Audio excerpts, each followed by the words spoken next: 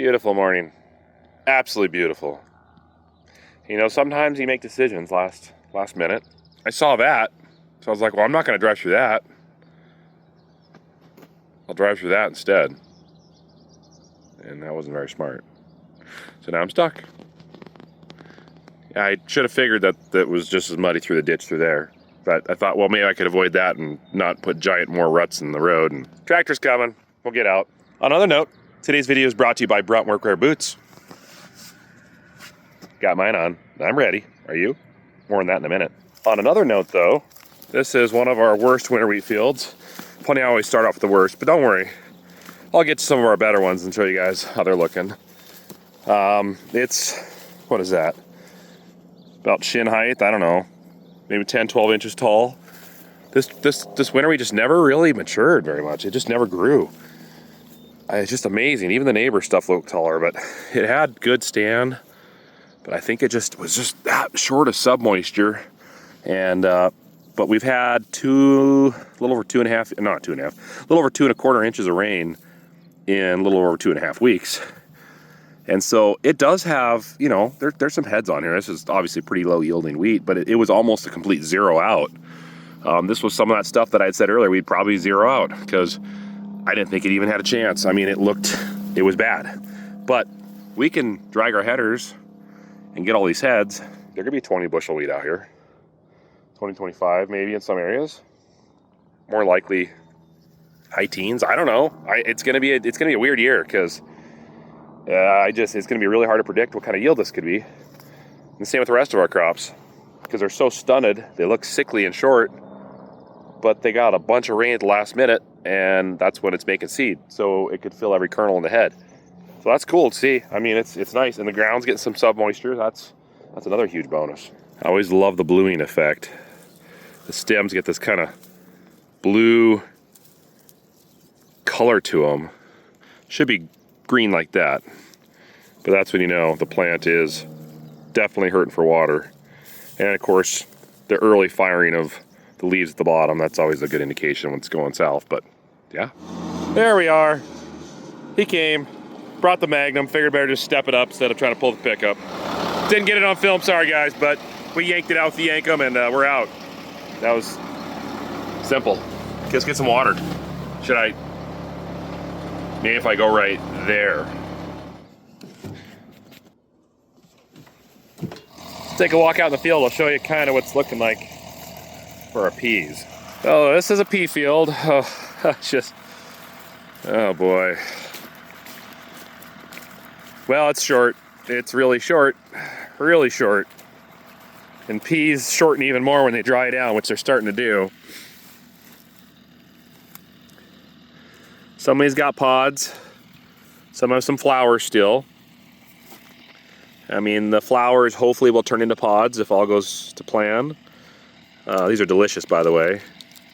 Very good. It's just so short. I mean, you're talking... It's like lentil height. So it's gonna be a challenge getting this in the header. This field it's short. It just, once that plant hits drought mode and goes, I'm not getting water, I'm gonna start shutting down. It just doesn't grow back, even if you get water later. So I don't know, it's gonna be interesting. There could be 10 bushels an acre out here. It might surprise us and get a little more. There are some areas that got a little more water that are a little taller, but this area is not good. Peas, winter wheat. And this is some of our better winter wheat. You can tell it's above my knee. So it's definitely healthier than that first field I showed you guys this morning. This is on fallow. The heads are, I mean, there's a potential for some grain in this. I hate when you can see the furrows. Really, winter wheat should just canopy over. I mean, ideally, you shouldn't even see dirt, but we saved over $100,000 this year not spraying our crop, except for this guy right here. He's hiding in there. But I think we'll have some weed pressure, but the cost of what it would put down for what we would have gained from not having it, that's just such a hard question to answer. But we were afraid we were gonna just absolutely destroy the winter wheat if we would have sprayed it when it was that dry. And same with our spring wheat. And we chose not to spray it. So we'll have some weeds to go through the combines. But on the bright side, I think we added some bushels to our wheat by not dinging it real bad. So, all right, I'll find a spring wheat field and we'll continue this conversation. For whatever reason, this is the headland. This got a little more moisture than this. That's what I mean by you really shouldn't see any dirt. It should fill in like that. So that's nice to see here. But I mean, there's a lot of heads there, and those are all going to fill with this rain we got. There's moisture in the ground. 25, 30, 35 bushel wheat. Maybe we'll hit some 40s in areas. I don't know. I'll shoot high and we'll see if it comes in low. How about that? Let's talk about today's video sponsor, and that is Brunt. I got some goodies in here. Let's open it up.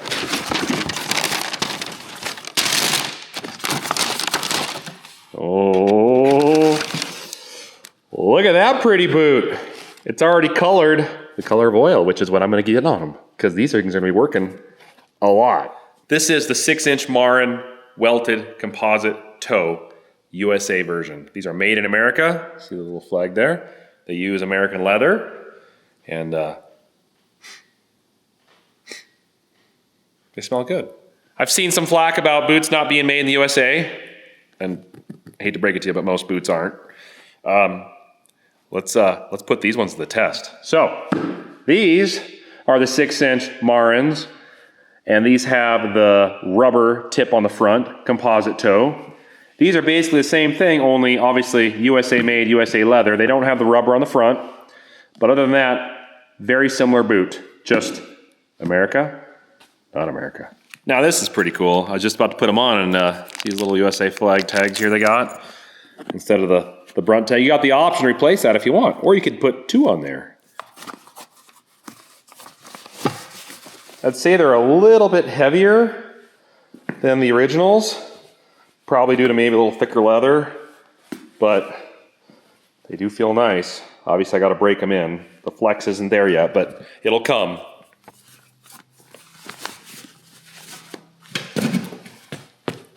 I've had these Marrins for quite a few months now, since last year, and they've been doing great.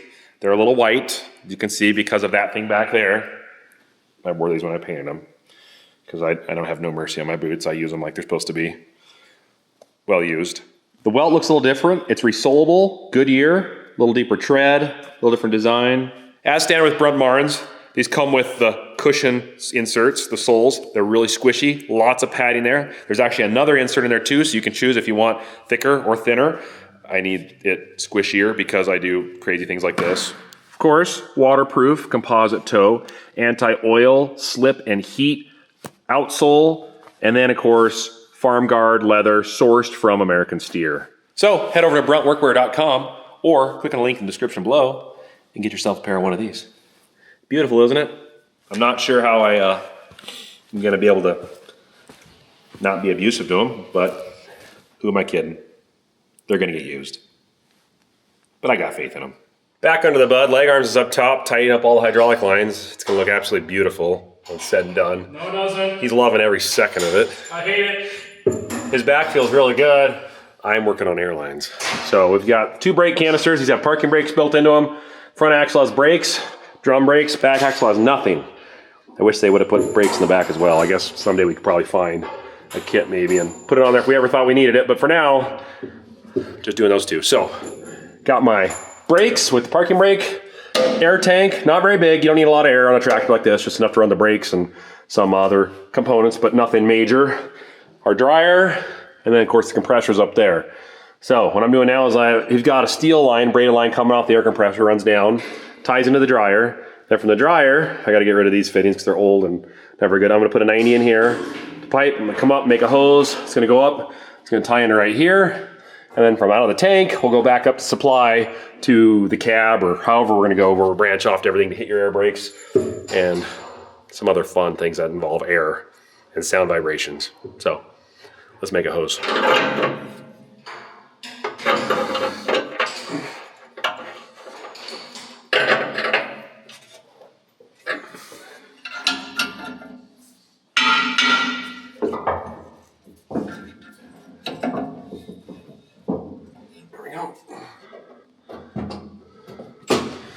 Simple as that. All right, we'll keep going. You don't need to see the rest. It's gonna be a while. All right, now to the brakes, the fun stuff. So these are some of the components I'm gonna be putting into this. This is an R-12, and it's the air brake relay. So what happens is your air tank supplies air into this port here, and then this is the service line. So when you press your brake way up in the cab, it runs down a line, this line here, all the way down into here, which then opens a diaphragm or a plunger up, which says, hey, put air to these 2 delivery ports. So then air shoots out these. One goes to one brake canister, engages the brake pads into the drum, and then the other side. So we've got 2 drums on this, or 2 brake systems on this axle. That's the right, that's the left. So that's how that one works. And then when you let off, I believe it's got the ability to release the air quickly through that port right there. This is your parking brake. This is a quick release parking brake. So same concept, a little different though. It's basically supply or service air. So you press your button in the cab right here, this guy, to push your brake in, puts air into here, which puts a constant supply of air, which then opens up the supply, I should say. That activates the constant supply of air, which is here, which then puts a constant supply of air out the delivery ports there and there to your brake canister, which then presses the springs back and releases the brake pads. You pull the parking brakes, you pull the lever back, air then comes backwards.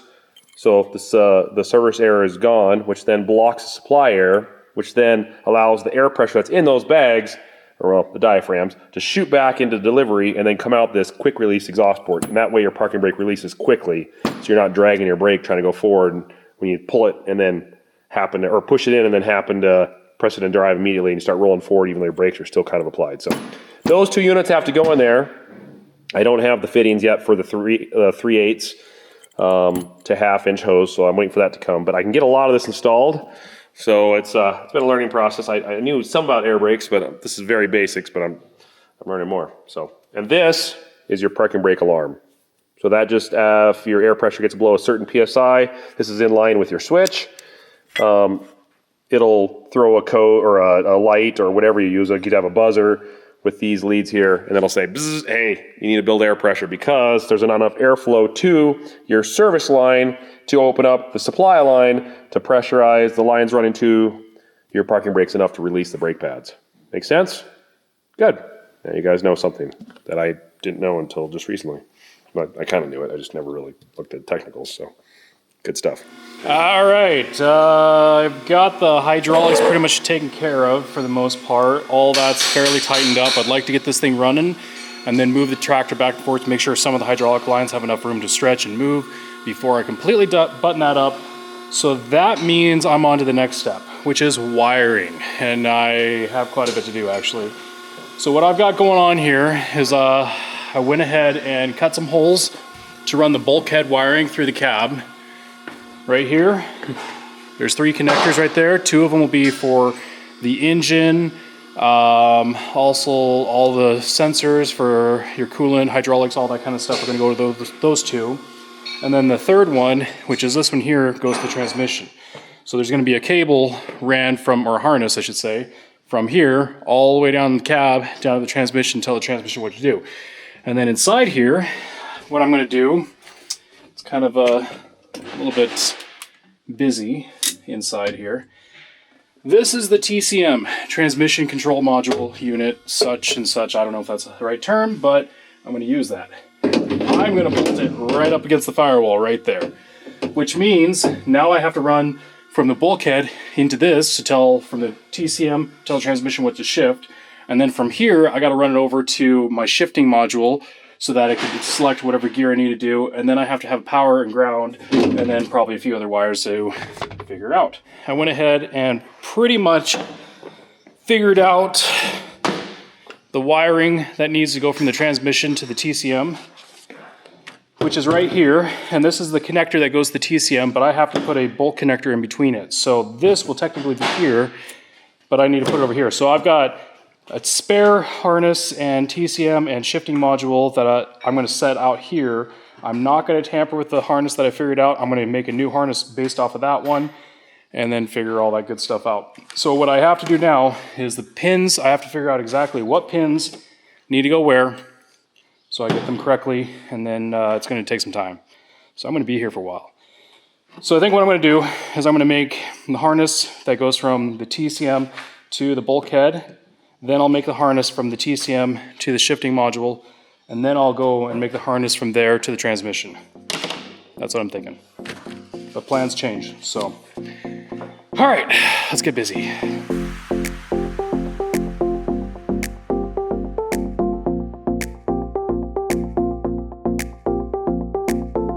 This is what I got cooked up. So, remember those units I showed you earlier? Well, here we go. I'm still missing the 3/8 to 1/2 inch hose fittings to finish out the parking brake, because those are 3/8. These were 1/2, so we'll put that in there. So I found a good spot under the transmission. I'm gonna mount this to off this bracket right here, and I bolted the quick release to the relay valve.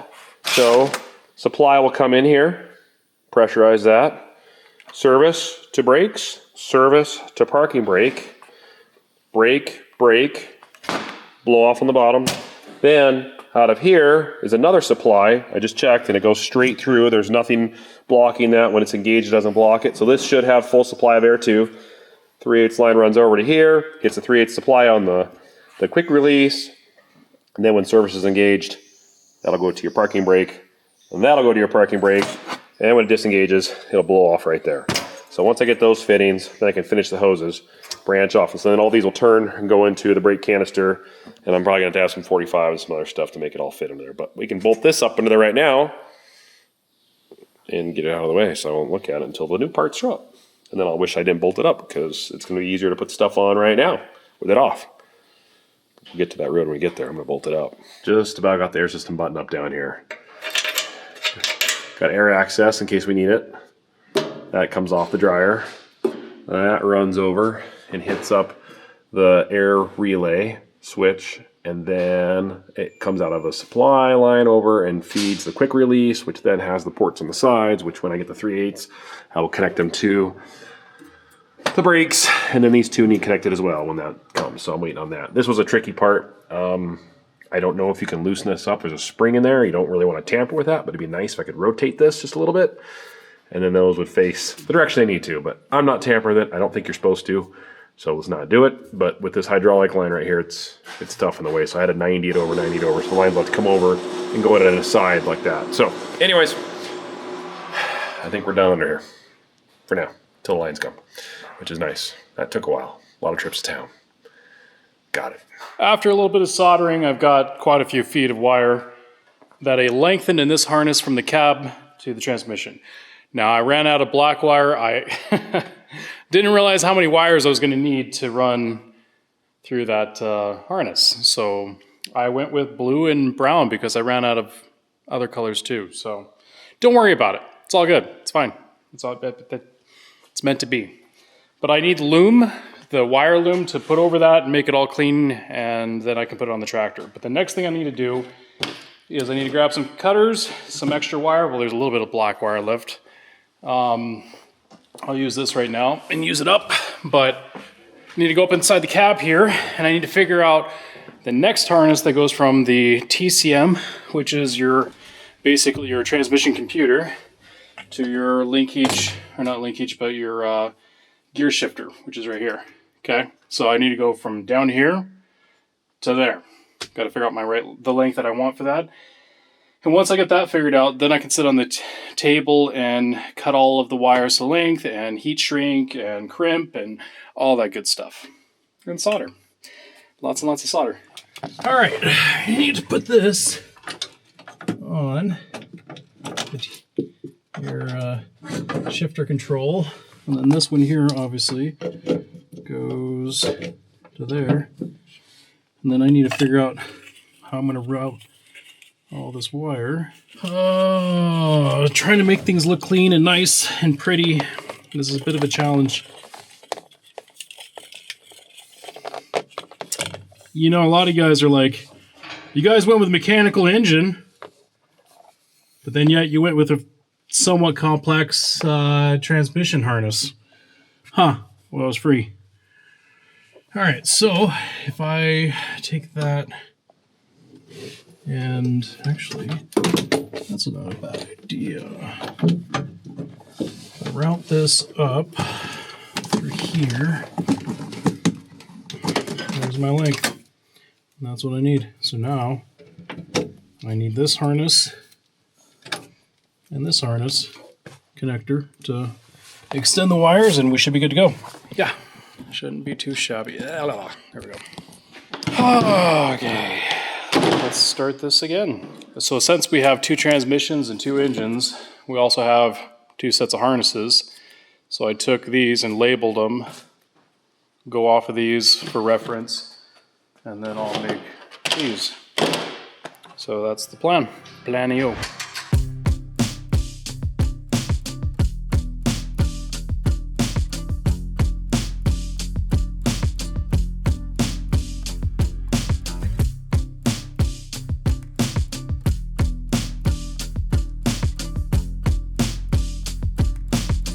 There we have it. Transmission harness is complete. So now we just got to put it on the tractor and we're ready. Now I'm still kind of working on the cab harness, which is right here. This one here goes from the TCM to the shifter control. There we go. Still got some wires to figure out on this. So I'm going to go back over to the computer and look at the schematics and make sure I got the right pins in the right location. Ooh, out the door. Here we go. This is what it looks like. I don't know if you guys can see it very well. What I gotta do is I gotta go up to my pin location. So right here is a couple pins, which is right there, as you can tell. And I gotta trace every single one of these pins. So they have like A1, they have B1, B3, all the way up to, let's see, what is it up to? All the way up to J. So anyways, there's a bunch of pins here that I've got to diagnose. So on these harnesses that came with the transmissions, there's actually labels of each wire and has numbers on them. So like right here, this one that's green says 205. Well, pretty much I could just find the same number on this side connector and match them all up, and then I go and confirm that the pins are correct in case somebody accidentally put the wrong wire in the wrong pin. But so far everything's been correct, and I just have to make sure that I get it the right way. So on this side here I have a couple things. I got grounds, I got power, I also have a wire that controls for starting it. So like when the shifter's in neutral, you can start the tractor. If it's in drive, it won't let you start the tractor. So what I have to do is I got to take that wire to a relay that is also going to go to my starter. So when I turn the key on and I try to start it while it's in drive, it will not start, and it's a safety feature. If I want to start it, I have to have the shifter neutral. Then when I turn the key to start it, it will allow the starter to engage and you can start the engine. So I have to make sure that that's correct. I also have one that controls your lights on the shifter, so you can dim it up and down depending on how bright you want it. That's also going to be with the gauges. So there's a few things, as you can tell, that I have to figure out in order to get this correct. Once I'm done with this, then it's obviously going in the cab. I got to put the steering column in. I got to find exactly which is my accessory wire, which one is my key ignition. I have to find which one's my starter. Obviously, I have a fuse panel that I got to put in. I also have to do my light switches to figure out which my dimmer, to also engage the light switches. So there's a bunch of things, as you can tell, that I got to take care of. And then we got a lot of wires that go from the engines and transmissions and the axles for all the sensors that go up to the gauges. So there's quite a bit to do. This isn't necessarily a fun thing to do, but it has to be done. Yeah, no, a lot of rambling. But that just gives you an idea. So then I also have, well, somewhere, here we go. I made a chart here of all the little different notes that I need to have to make sure I get this correct. So, how's your day going? I hope it's going pretty good. Let's take a look under here and see how we've progressed. My fittings came in. Well, here's the final look. I was able to turn the, not canister, chamber. This part's got a 2,000 pound spring in it. You don't want to take that apart. They actually make it so you can't. That'll kill you. Don't take that apart. But you can loosen this clamp up, rotate the unit, which thankfully I was able to do that, which allowed me to get these lines right. So everything is buttoned up here.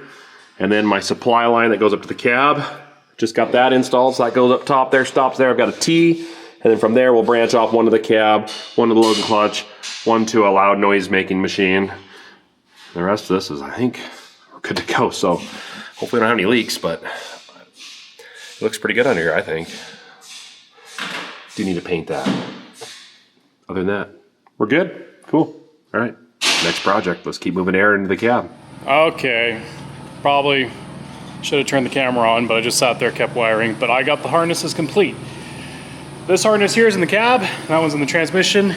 You were like, that's not complete. You got tons of wires hanging off of it. Well, there's a bunch of grounds. There's power wires with fuses. There's a couple signal wires. I have to do that inside the cab, what's in the cab. So that is complete for the time being. And next thing I want to do is I want to try to figure out how the wrap that Nick got didn't really stick very good to these faceplates. I'm going to try it again and see. Well, there's a different kind here. I think we're going to try this one and see. So I'll try wrapping that. And then I got to do the shifter side, wrap that, put the gauges in. And yeah, we'll see how it turns out.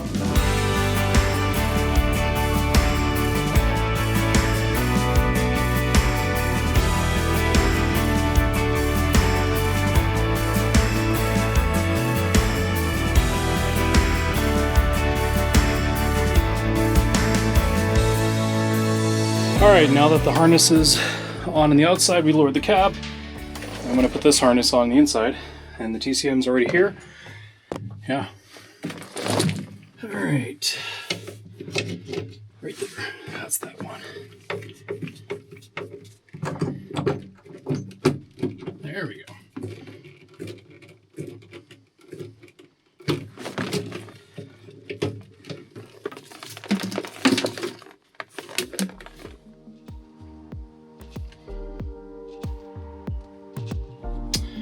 That should work. All right,